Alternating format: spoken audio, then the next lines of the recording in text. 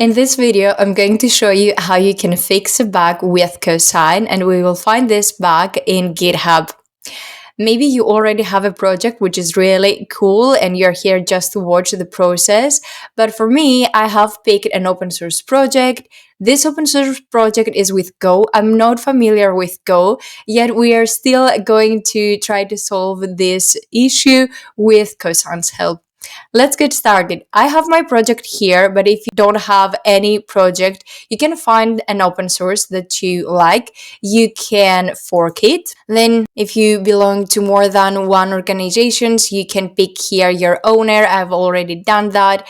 Create, fork, and you are done. Return back to Cosine and click on new project. Here, stay on the first tab, import from GitHub, and you can either search it here in the repositories or you can find it here. It should be the first one.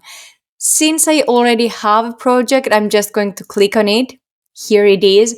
I'm going to click a new task, and I have noticed that this logi has a lot of fixes, a lot of bugs, a lot of new features. So I'm here to try to fix one of them.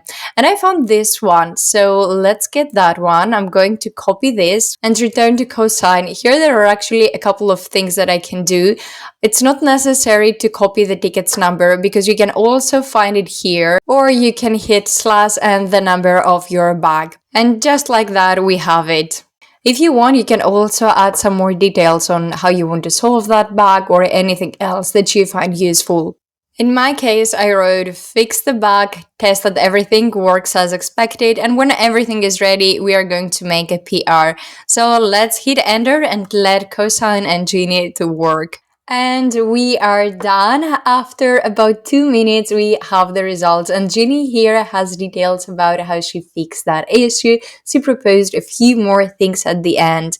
But I think that we are ready. I also checked it a little bit and I think that everything is as it's supposed to be. So let's check here our source control.